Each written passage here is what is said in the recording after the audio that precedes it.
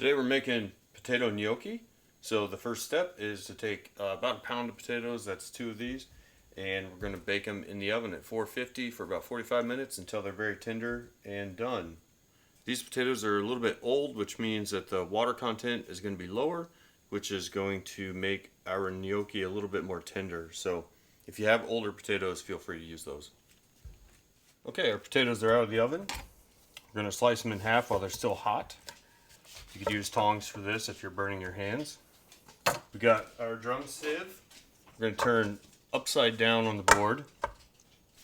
And we're going to scoop the potatoes out onto the top of the sieve.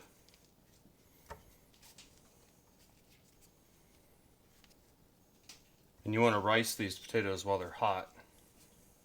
We could use the back of the spoon to send them through the drum sieve, or you can use a bowl scraper. I wouldn't use a bench scraper. A bench scraper could damage the drum sieve. Here's our bowl scraper. I'm going to use the flat side. I'm going to hold it like this, right? So you can really start to push the potato through. Remember, you want to do this while it's hot. Don't let these cool down or they'll get gummy, they'll get gluey.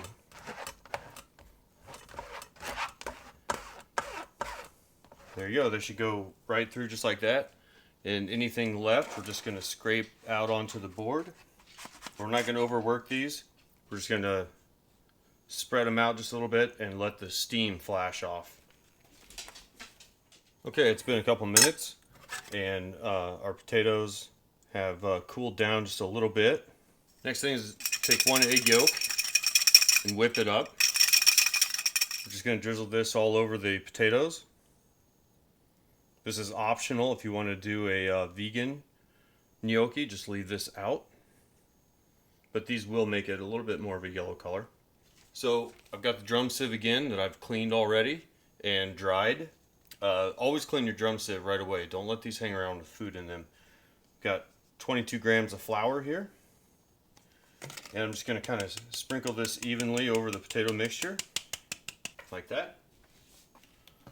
Now I'm going to take our board scraper. I'm going to chop down all the potatoes like this. Just cutting the flour into the potatoes to make a dough. We're trying not to knead this or stretch it like you would bread dough. We want these to be light and tender. We don't want to develop gluten. Okay, when it's like that, we're going to use our scraper to pull this into a pile and kind of press down on it a little bit.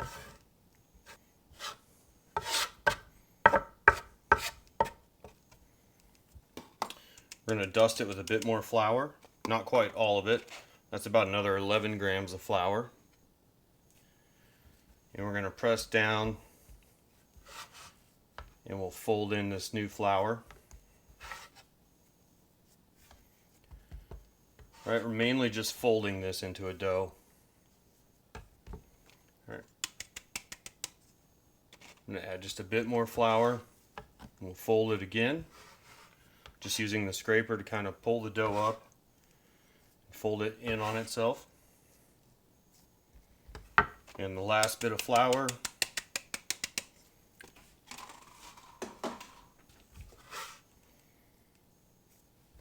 Fold this again a couple times.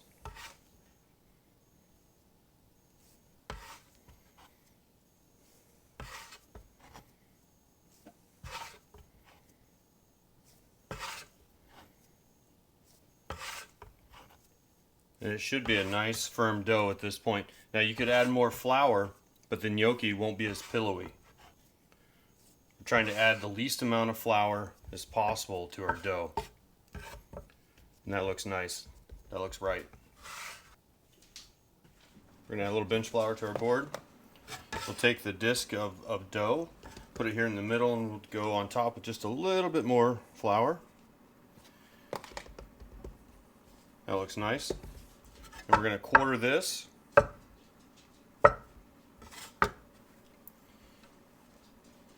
And we'll work with one section at a time. Move our flour out of the way if we don't need it. So we'll just roll this into a snake. And you can kind of just roll it to the thickness that you like. So I kind of like this thickness right here. So I'm going to cut it in half in the middle. And I'll line both pieces up. And I'll just kind of cut these about an inch into about inch pieces like this. That's good. Then I'll move them over to a sheet tray lined with our semolina flour. Then just repeat for the other three. Okay, our water's boiling. I'm going to turn it down just a little bit. And we're going to cook a nice couple handfuls of gnocchi. Our water's been salted pretty liberally. So you could freeze the gnocchi at this point before you boil it. We're going to cook these for 2 to 3 minutes or until they float for about 30 seconds. And we're going to go ahead and just stir those so they don't stick to each other. Okay, these are looking about done. I've got a pan of warm butter. Just going to take these out and drain them a little bit. Put them right in my pan with the warm butter. Make sure your butter's not too hot. You could dry these off first if you wanted to on a tea towel. We'll kind of keep the pan moving. This is a non-stick pan. These are going to be kind of delicate. And we'll season them with a little bit of salt and pepper.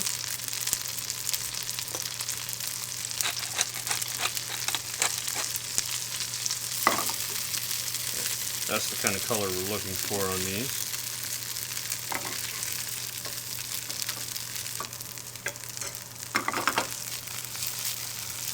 Beautiful. Now we're just going to plate those up.